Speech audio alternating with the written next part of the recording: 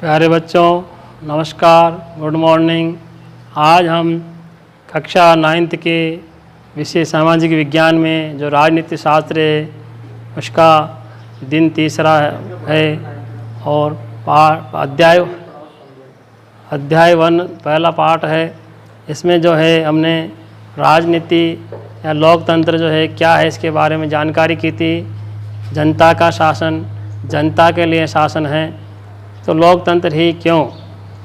तो मैडम लिंगदोय की कक्षा में एक बहस शुरू हुई। उन्होंने इस अध्याय को यहाँ तक पढ़ाने के बाद छात्रों से पूछा कि क्या उन्हें लोकतंत्र ही शासन का सबसे अच्छा स्वरूप लगता है। इसे सवाल पर सबने कोई न कोई टिप्पणी की है। तो उन छात्रों ने जो है मैडम को क्या क्या जवाब दिया लोकतंत्र के बारे में, वे सब जो है इस प्रकार से अलग अलग बोलते हैं। योलांदा कहता है कि हम लोकतांत्रिक देश में रहते हैं। दुनिया भर में सभी जगह लोग लोकतंत्र चाहते हैं। जिन देशों में पहले लोकतांत्रिक शासन प्रणाली नहीं थी वहाँ भी अब इसे अपनाया जा रहा है। सभी महान लोगों ने लोकतंत्र के बारे में अच्छी अच्छी बातें कही है। क्या इतने से ही ये स्पष्ट नहीं हो जाता कि लोकतंत्र सबसे अच्छा है? क्या अभी भी इस पर बहस करने की ज़रूरत है? तो फिर जो है तांग किनी नाम की छात्रा वो कहती है, लेकिन लिंगदो मैडम ने तो कहा था कि हमें किसी चीज़ को सिर्फ इसलिए नहीं मान लेना चाहिए कि बाकी सभी ने उसे मान लिया है। क्या ऐसा नहीं हो सकता कि बाकी सभी लोग गलत रास्ते पे जा रहे हों? जेनी कहती है, हाँ, ये गलत रास्ता ही है। लोकतंत्र ने हमारे देश को क्या दे दिया है? आधी सदी से ज़्यादा समय से लोकतंत्र है और तब भी देश में इतनी अधिक गरीबी है। यानी लोकतंत्र के होते हुए आज भी हमारे देश में कितनी गरीबी है। रिबियांग कहती है, लेकिन लोकतंत्र इसमें क्या कर सकता है? क्या हमारे यहाँ लोकतंत्र के कारण गरीबी है या फिर लोकतंत्र होने के बावजूद भी गरीबी है? जेनी कहती है, जो भी है इससे क्या फ़र्क पड़ता है। मुद्दा यह है कि हम इसे शासन का सर्वश्रेष्ठ रूप नहीं मान सकते हैं। लोकतंत्र का मतलब है अराजकता, अस्थिरता, भ्रष्टाचार और दिखावा। राजनेता आपस में ही लड़ते रहते हैं, देश की परवाह किसे हैं।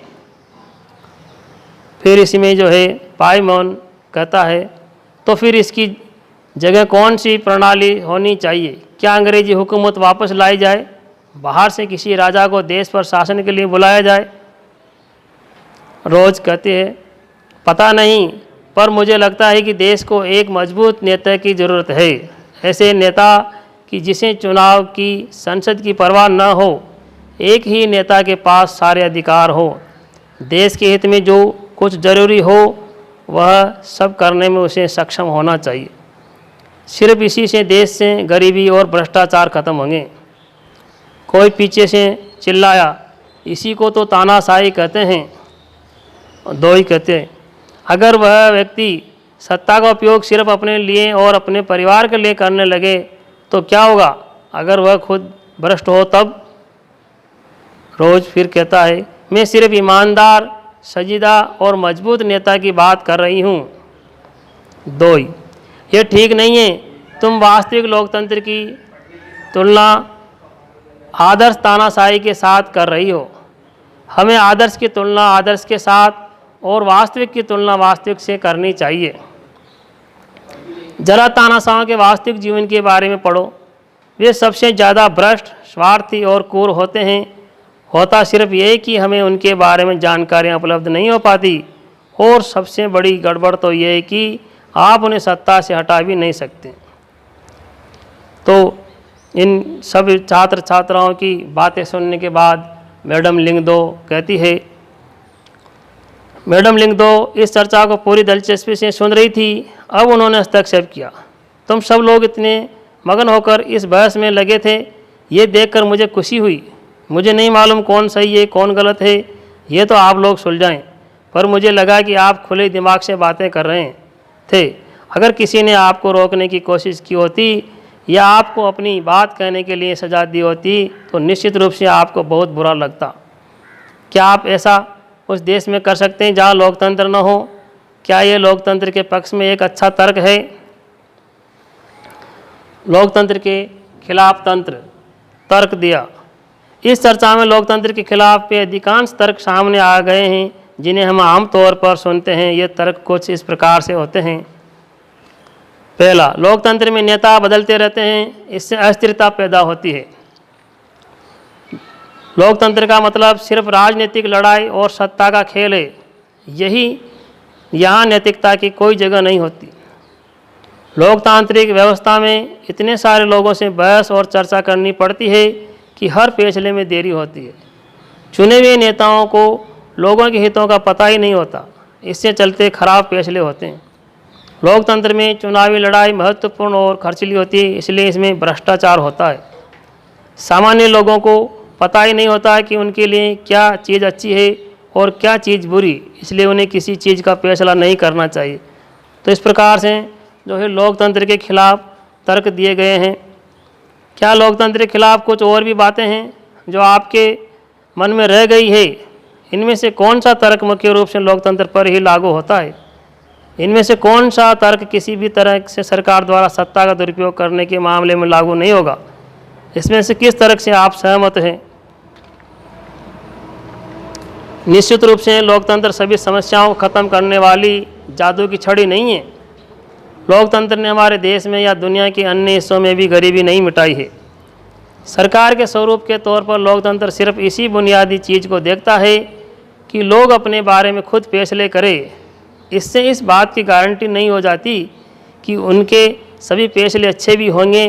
लोग गलतियां भी कर सकते हैं। इन फैसलों में लोगों को भागीदारी बनाने से फैसलों में देरी होती है। ये भी सही है कि लोकतंत्र में जल्दी जल्दी नेतृत्व परिवर्तन होता है। कई बार बड़े फैसलों और सरकार की कार्यकुशलता पर भी इसका बुरा असर होता है। इन तर्कों से ये लगता है कि हम लोकतंत्र का जो रूप देखते हैं वह सरकार का आदर्श स्वरूप नहीं हो सकता, पर वास्तव जीवन में हमारे सामने ये सवाल नहीं होता। वहाँ सवाल ये होता है कि क्या हमारे पास सरकार के स्वरूपों को जो विकल्प उपलब्ध है उनमें लोकतंत्र किसी भी दूसरे से बेहतर है। तो लोकतंत्र के जो है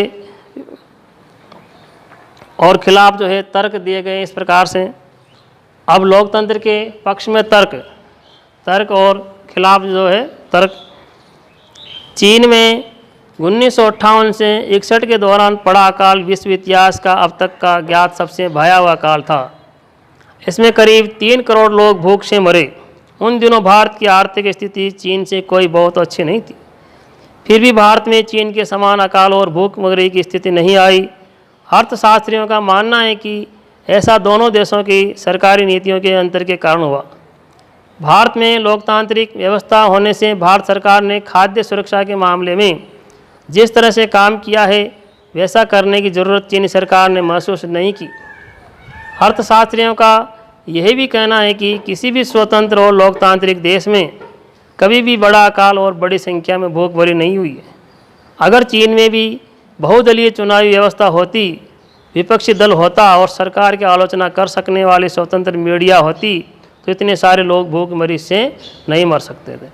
तो चीन के अंदर जो एक ही पार्टी का शासन होता है, दूसरी अन्य पार्टियां नहीं हैं और विपक्ष भी नहीं होता। तो विपक्ष अगर मान लो होता है तो जो सरकार है में बैठे लोग हैं, जो चुने हुए सांसद हैं, अगर वो कोई काम ठीक ढंग से नहीं कर रहे हैं तो विपक्ष के लोग उनको सही रास्ते पर लाने के लिए अपने पक्ष में तर्क देते हैं।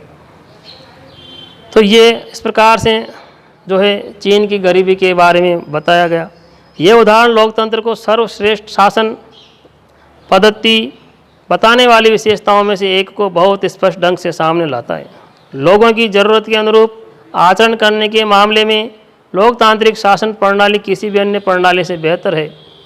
गैर लोकतांत्रिक सरकार लोगों की ज़रूरतों पर ध्यान दे भी सकती है और नहीं भी, और ये सब सरकार चलाने वालों की मर्जी पर निर्भर करेगा। अगर शासकों को खुश करने की ज़रूरत नहीं लगती तो उनको लोगों की इच्छा के अनुरूप कार्य करने की ज़रूरत भी नहीं है। पर लोकतंत्र में ये जरूरी है कि शासन करने वाले आम लोगों की ज़रूरतों पर तत्काल ध्यान दें। लोकतांत्रिक शासन पद्धति दूसरों से बेहतर है क्योंकि यह शासन का अधिक जवाबदेही वाला स्वरूप है।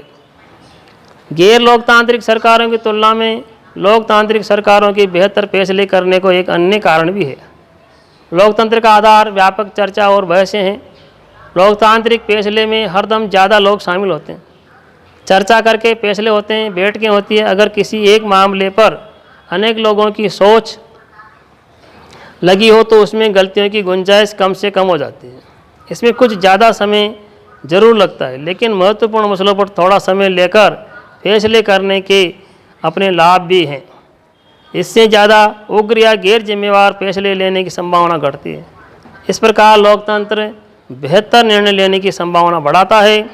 इसी से जुड़ा तीसरा तर्क भी है, लोकतंत्र मतभेदों और टकरावों को संभालने का तरीका उपलब्ध कराता है। किसी भी समाज में लोगों के हितों और विचारों में अंतर होगा ही। भारत की तरह भारी सामाजिक विविधता वाले देश में इस तरह का अंतर और भी ज़्यादा होता है।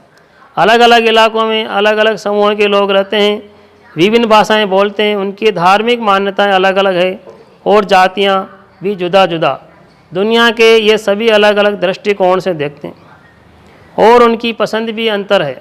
एक समूह की पसंद और दूसरे समूह की पसंद में टकराव भी होता है। ऐसे टकराव को कैसे सुलझाएंगे? इसे ताकत के बल पर सुलझाया जा सकता है। जिस समूह के पास ज़्यादा ताकत होगी वह दूसरे को दबा देगा और कमज़ोर समूह को इसे मानना होगा, लेकिन इससे नाराज़गी और असंतोष पैदा होगा। ऐसी स्थिति में विभिन्न समूह ज़्यादा समय तक साथ नहीं रह सकते। लोकतंत्र इस समस्या का एकमात्र शांतिपूर्ण समाधान उपलब्ध कराता है। लोकतंत्र में कोई भी स्थायी विजेता नहीं होता और कोई स्थायी रूप से पराजित नहीं होता। विभिन्न समूह एक दूसरे के साथ शांतिपूर्ण ढंग से रह सकते हैं। भारत की तरह विविधता वाले देश को लोकतंत्र की एकजुटता बनाए हुए हैं। बेहतर सरकार और सामाजिक जीवन पर प्रभाव के हिसाब से ये तीन तर्क लोकतंत्र को काफ़ी मजबूत साबित करते हैं। लेकिन लोकतंत्र के पक्ष में सबसे मजबूत तर्क उससे बनने वाली सरकार के कामकाज से जुड़ा नहीं है। ये तर्क लोकतंत्र और नागरिकों के रिश्ते का है। लोकतंत्र में नागरिकों को जो भी हैसियत होती है वह किसी और व्यवस्था में नहीं होती। अगर इस व्यवस्था में बेहतर फैसले लेने और उत्तरदायी सरकार चलाने का काम न भी हो तब भी ये दूसरों से बेहतर है। लोकतंत्र नागरिकों का सम्मान बढ़ाता है। लोकतंत्र राजनीतिक समानता के सिद्धांत पर आधारित है। यहाँ सबसे गरीब और अनपढ़ को भी वही दर्जा प्राप्त है जो अमीर और पढ़े लिखे लोगों को। लोग किसी शासक की प्रजा न होकर खुद अपने शासक हैं। अगर वे गलतियां करते हैं तब भी वे खुद इसके लिए जवाबदेह होते हैं। लोकतंत्र के पक्ष में आखिरी तर्क यह है कि लोकतांत्रिक व्यवस्था दूसरों से बेहतर है, क्योंकि इसमें हमें अपनी गलती ठीक करने का अवसर भी मिलता है। अगर गलती हो जाए तो उसको दोबारा सुधारा भी जा सकता है। जैसा कि हमने ऊपर देखा, इस बात की कोई गारंटी नहीं है कि लोकतंत्र में कोई गलती नहीं हो सकती। किसी भी किस्म की सरकार इस बात की गारंटी नहीं दे सकती। इस मामले में लोकतंत्र का लाभ यह है कि इसमें गलतियों को ज़्यादा देर तक छुपाए नहीं रखा जा सकता। इन गलतियों पर सार्वजनिक चर्चा की गुंजाइश लोकतंत्र में है और फिर इनमें सुधार करने की गुंजाइश भी है। इसका मतलब यह है कि या तो शासक समूह अपना फैसला बदले या शासक समूह को ही बदला जा सकता है। गैर लोकतांत्रिक सरकारों में ऐसा नहीं किया जा सकता। चलें अब इस चर्चा को समेटें। लोकतंत्र हमें सब चीज़ नहीं दे सकता और ना ही ये सभी समस्याओं का समाधान है, लेकिन यह साफ तौर पर उन सभी दूसरी व्यवस्थाओं से बेहतर है जिन्हें हम जानते हैं और दुनिया के लोगों को जिनका अनुभव है, ये अच्छे फैसलों के लिए बेहतर अवसर उपलब्ध कराता है। इसमें लोगों की इच्छाओं का सम्मान किए जाने की ज़्यादा संभावना है और इसमें अलग अलग तरह के लोग ज़्यादा बेहतर ढंग के साथ साथ रह सकते हैं। अगर ये इनमें से कुछ काम करने में असफल रहता है तब भी इसमें गलती सुधारने की संभावना है और इसमें सभी नागरिकों का ज़्यादा सम्मान मिलता है। इसी वजह से लोकतंत्र का सबसे अच्छा शासन व्यवस्था माना जाता है। आज हमने लोकतंत्र के बारे में खिलाफ तर्क और पक्ष में तर्क दिए गए हैं कि लोकतंत्र अच्छा भी है, बुरा भी है और इससे में जो गलतियां होती है उसके सुधारने की गुंजाइश भी रहती है। तो आज का ये पाठ जो है भाग अपना यही समाप्त होता है। अगला भाग आपके सामने जल्दी लेकर के उपस्थित होंगे। तब तक के लिए नमस्कार।